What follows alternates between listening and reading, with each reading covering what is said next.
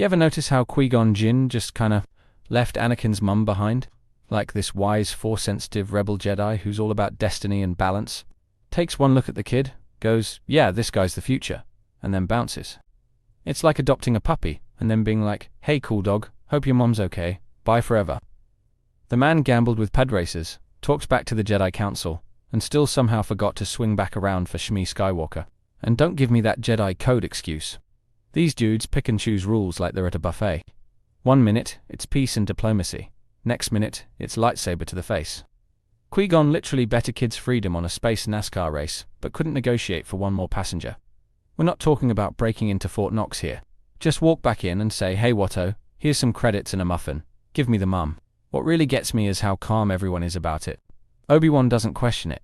Podman never brings it up again. Yoda probably sensed everything from 5 parsecs away and went, curious, this is do nothing, we shall.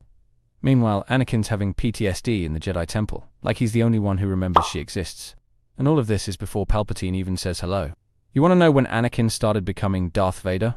It wasn't the sand or the nightmares, or even Palpatine whispering sweet nothings into his ear.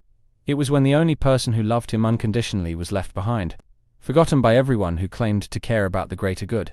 And yeah, I'm getting heated, because honestly, same energy as your boss saying we're all a family, and then firing you by email. There's something so tragic and obvious about it all, like a missing puzzle piece just sitting in the box while the Jedi argue about whether feelings are allowed. Shmi wasn't just Anakin's mother, she was his anchor, his humanity, the part of him that actually made him worth saving. And they let her vanish into the desert like she was nobody, and somehow expected him to be fine. In this video, we're diving into the choice that should have changed the galaxy, the woman the Jedi left behind, and the pain that broke the Chosen One before he ever held a red lightsaber. We're going to explore why Qui-Gon should have gone back for Shmi, how it could have saved everything, and why the Jedi Order's biggest failure wasn't just strategic, it was deeply, heartbreakingly personal. We all remember that moment on Tatooine. Qui-Gon Jinn, in all his robed wisdom, looks at Anakin and says, yeah, this kid is the Chosen One. Then he casually leaves his mum in slavery like she's a side quest he'll get back to later. But have you ever stopped to wonder what would have happened if Qui-Gon had just gone back? I mean, the guy defied the council for way less before, so why didn't this bother him more? Qui-Gon wasn't exactly your average rule-following Jedi. He was rebellious, intuitive, kind of mystical, and had zero problems ignoring orders when his gut told him otherwise. He trusted the living force over politics, which is kind of a Jedi version of, I do what I want. So why did this man who literally believed Anakin was the future of the galaxy not immediately make plans to free the one person Anakin loved most? It's weird, right? And this wasn't a time crunch thing either. He had time to negotiate with Watto, time to gamble on Padraces, time to sit around chatting with Jar Jar. He even made small talk with Shmi about the prophecy, but somehow freeing her didn't make the to-do list. It's not like she was hard to find. Same house, same shop, same rude little blue alien boss. What's even stranger is that Qui-Gon totally understood how attachment could mess with a Jedi's path. He even warned Anakin about it.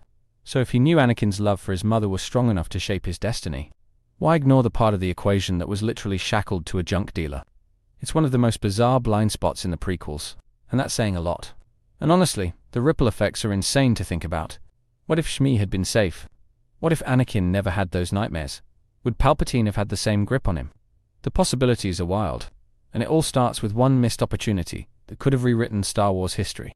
Look, I try not to yell at fictional space monks, but this one really tests my patience. Qui-Gon had every resource and every reason to go back for Shmi, and yet the Jedi Order just shrugged it off like she was background furniture. We're talking about a woman who gave birth to the so-called Messiah, and they left her in the sand to rot. And don't tell me it was against the Jedi Code. These guys bend the rules whenever it suits them. They make Anakin a night early. They let Ahsoka run around without a braid. Mace Windu literally tried to assassinate the Chancellor without a trial, but saving one mum from slavery. Oh no, that would just be too far. The Jedi could have sent a shuttle, a droid, even an intern on a gap year. Just buy her freedom and get out. Watto clearly wasn't that hard to deal with. He gave her away off-screen for a cup of calf and some old coins. But no, apparently they were too busy writing reports or arguing in council chambers to lift a finger. It's easy to talk about Shmi like she was just a side character, but she wasn't. She was the first truly good person in Anakin's life, and the only one who loved him unconditionally. While the Jedi lectured him and Padme politicized him, she just loved him, completely, selflessly. and he lost her in the worst way. Imagine being a 9-year-old ripped from your mother's arms, told you can't see her, can't write, can't even miss her. And then over the years, all you have are nightmares that she's in danger. You cry out for help, and everyone around you just tells you to meditate it away. That's not Jedi training. That's emotional neglect dressed up in a robe. And Shmi's own story is heartbreaking too. She was left behind in a desert, a slave in a galaxy that pretends it outlawed slavery. She didn't get rescued by the Jedi or honored by the Republic. She was rescued by a moisture farmer. And then she died alone in a Tusken Raider camp while her son slaughtered everything in sight, trying to avenge her.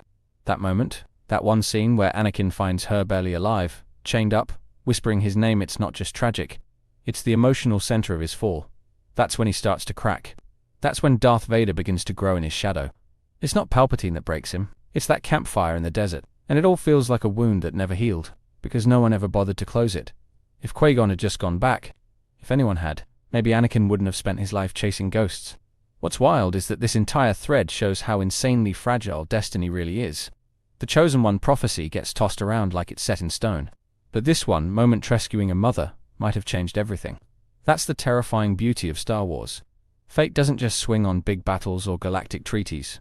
It turns on human choices. If Shmi had been brought to Coruscant, even just placed somewhere safe in the core worlds, Palpatine would have lost his most powerful pressure point. Imagine Anakin as a Jedi who wasn't traumatized by loss, who didn't live in fear, who didn't break the rules out of desperation. That version of Anakin might have been the hero they were all waiting for. And from a bigger lens, this also shows how wrong the Jedi were about compassion. They feared attachment because they thought it led to the dark side. But what if it was the suppression of attachment that did the damage? Anakin didn't fall because he loved, he fell because he was told he couldn't. But here's the twist. Even though Shmi wasn't saved in time, and even though Anakin fell, the story doesn't end there. Because that same love, the one the Jedi feared, echoes into Luke, Leia, and eventually Rey. Anakin's pain didn't just destroy, it also planted seeds of healing. Luke's entire journey is built around undoing that legacy. He risks everything for his father, not because it's the Jedi way, but because it's the right thing to do. He shows compassion, where Obi-Wan and Yoda showed cold calculation. And that's what saves Anakin in the end. Even Shmi's influence lives on. Her quiet strength, her kindness, her belief in people. All of that is passed through Anakin into his children. The tragedy didn't erase her, it immortalized her. And even in the shadows, her love never really left. And it shows that while the Jedi failed, and Qui-Gon missed his chance, the story still found a way forward. The galaxy was still saved. Not by power or prophecy, but by the very thing the Jedi ignored. Connection. It's proof that even when people fail you, love doesn't always let the story end. Sometimes, it just rewrites the ending. Qui-Gon's biggest failure wasn't ignoring orders, or training Anakin, or even defying the Council.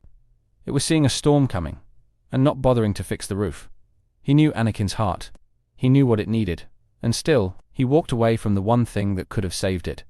The tragedy of Shmi Skywalker is that she was forgotten by those who claimed to protect the galaxy, left behind by warriors who preached peace, and used by storytellers as a footnote in a larger myth.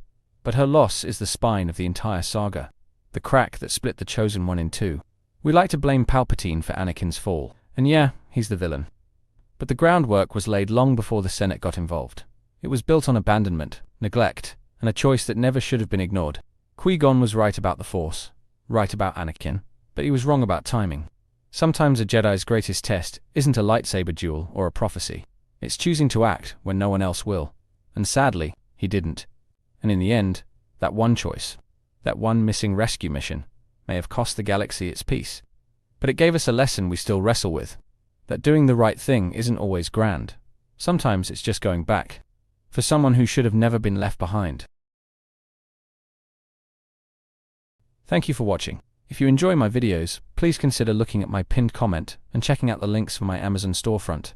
It contains my favorite Legos, my gear in which I make videos, and comics that I read on a daily basis. I update it constantly, so please, take a moment and click on the link. On top of that, check out my second channel, Critical Analysis Hub Plus, and my third channel, Critical Analysis Hub XP. Just one click would go on a long way in supporting my channels and future in YouTube.